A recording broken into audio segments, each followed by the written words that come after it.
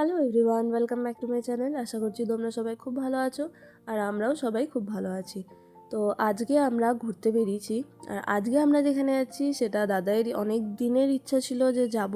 অনেকবার আমরা গেছি ওখানেও, কিন্তু এই পার্টিকুলার জায়গাটাতে আমরা আগে কখনো যাইনি। এখানে আমরা ফার্স্ট টাইমই যাচ্ছি। তো তাই জন্য আমরা বেরিয়ে পড়েছি রেডি হয়ে সবাই, আর চলেও এসছি আমরা যেখানে যাচ্ছি। তো কোথায় এসছি সেটা তো তোমরা একটু পরেই জানতে পারবে। আর জায়গাটা অলরেডি কে কে দেখে বুঝতে পেরে গেছো তারা অবশ্যই বলো কমেন্টে। তো এই দিকটা হলো পার্কিংয়ের জায়গা, আর এই সাইডে দেখো পুরো দোকান। আর দোকান দেখে বুঝতেই পারছো যে আমরা কোনো মন্দিরেই এসছি। তো এখানে লাইন দিয়ে পরপর অনেক কটা দোকান আছে। আমরাও চলে একটা দোকান থেকে সব পুরো ডালা সাজিয়ে নিয়ে নিচ্ছি। ভেতরে গিয়ে আমরা সবাই পুজো দেবো তার জন্য। একটা থেকে নিয়ে নিচ্ছি নাকি?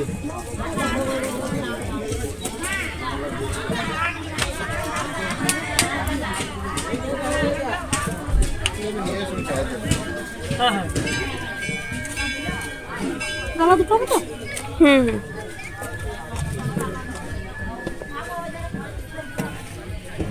ডালাও আমাদের রেডি, 4টে ডালা নিয়েছিলাম, 4 জনের নামে পুজো দেওয়ার ছিল।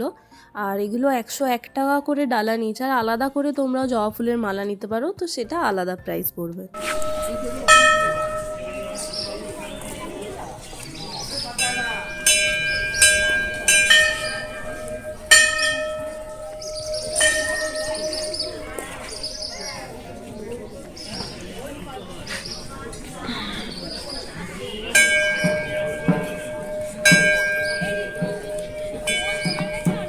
মন্দিরে ঢোকার সামনেটা পুরোটাই তোমাদেরকে দেখালাম।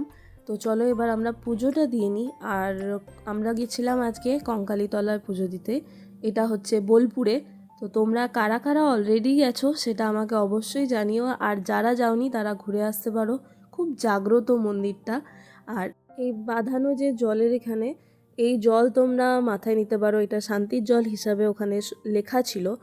তো তোমরা গেলেও এটা করতে পারো। আর কেউ নোংরা ফেলো না, কারণ কি অলরেডি ওখানে গিয়ে দেখলাম যে প্রচুর কিন্তু নোংরা। ওখানে বোর্ডে লেখা আছে যে হাত পা ধোবেন না বা কোনো ফুল টুল বা নোংরা কিছু ফেলবে না, তাও কে কার কথা শোনে। আর এখানে সতী মায়ের কাখাল পড়েছিল, তো সেটাই এখানে লেখা আছে। তো তোমরা গেলে আরও ডিটেলসে ওখানে কাউকে জিজ্ঞেস করলে তারা আরও বলে দেবে। ওখান থেকে চলে গেলাম আরেকটা শিব মন্দিরে।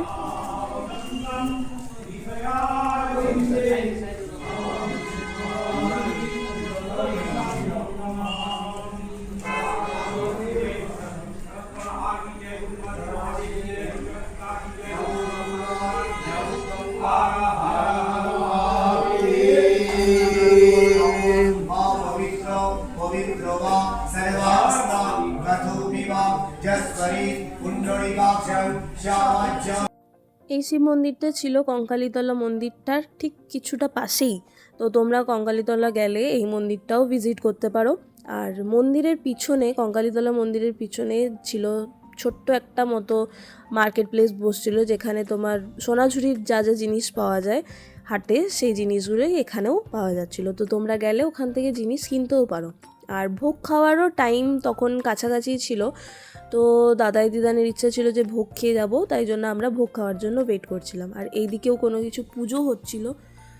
তো আমাদের এখানে দেখো ভোগ খাওয়াতে বসেও পড়েছে। আর ভোগের টাইম ছিল 1টা থেকে। টোকেন কেটে তোমরা ওখানে ভোগ খেতে পারো।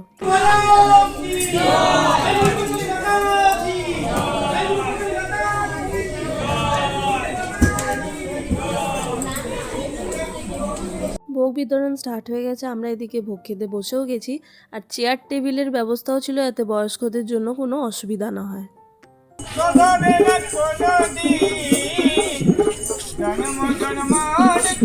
খুব ভালো করে আমাদের পুজো দেওয়া হলো, ভোগ খাওয়া হলো, ঘোরা হলো।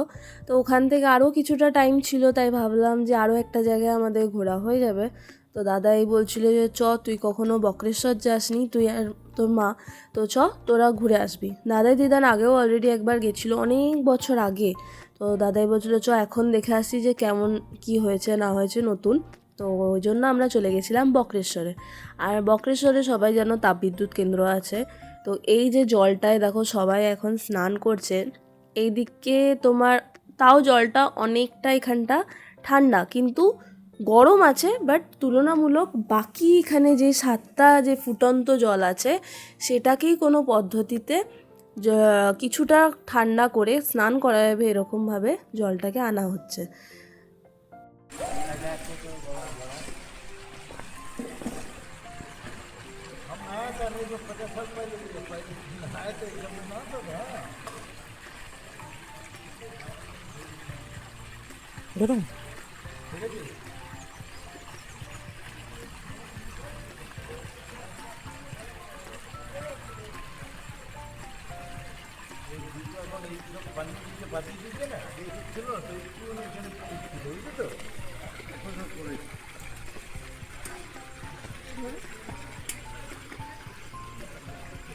সবাই স্নান করছে দেখে আমিও ভাবলাম যে যাই একবার হাতে অন্তত জলটা নিয়ে দেখি যে জলটা কতটা গরম বা ঠান্ডা। তো জলটা কিন্তু বেশ গরম ছিল।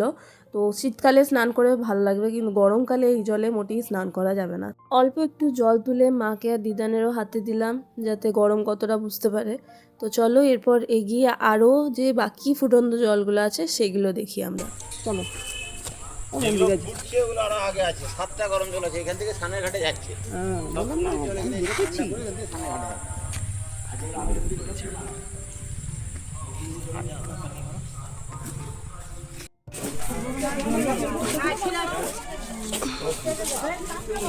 ফার্স্টের জলটাতে স্নান করা হচ্ছিল, তারপরের যে জলটা দেখলাম ওটা হালকা গরম ছিল, বাট এইটা দেখো জাস্ট কেমন ধোঁয়া উঠছে আর একদম টকবক টকবক করে ফুটছে। তো এই জলের মধ্যে পুরো ভর্তি চাল ফেলা, সবাই চাল ঘর থেকে অল্প করে নিয়ে যায় দেখার জন্য যে ভাত হয় নাকি, বাট আমরা নিয়ে যাইনি, কারণ কি আমাদের তো প্ল্যান ছিল না বেরোনোর সময় যে আমরা বক্রেশ্বর যাবো, না হলে আমরাও নিয়ে যেতাম। বাট দেখলাম ওখানে অলরেডি চাল ফেলা ছিল।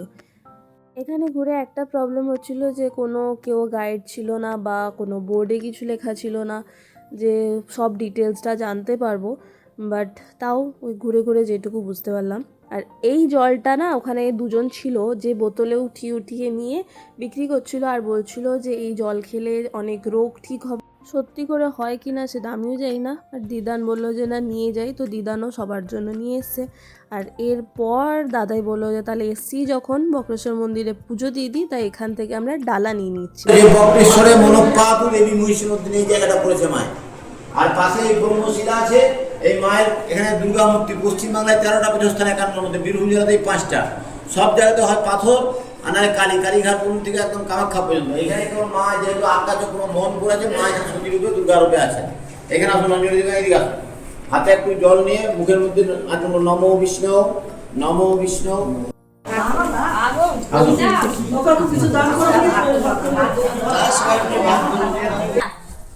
খালি আসি চলে আসুন। দেখে আসবে দাদাই নিচে।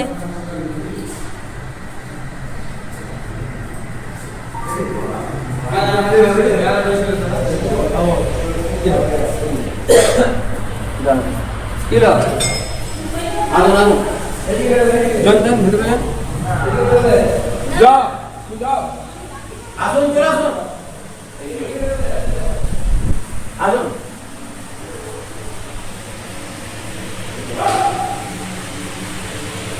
এই যে নিচে দেখেন কারোর মতন ইনি হলেন বক্রেশ্বর মহাদেব, যার নামে এখানে এসেছেন। আর ইনি হলেন ভক্ত ঋষি অষ্টাবক্র। ভক্তকে বড় করে ভগবান নিজে ছুটে আছেন। একই গৌরী করে দুটো লিঙ্গ কোনো জায়গাতেই নেই ভারতবর্ষের। একই গৌরী করে ভক্ত এবং ভগবান। এখানে তো পুজো দেন না, জোরহাত করে প্রণাম করুন। এখানেও আমাদের ভালো করে পুজো দেওয়া হয়ে গেছে। আর লাস্টে এটা হলো বক্রেশ্বরের মন্দিরটা।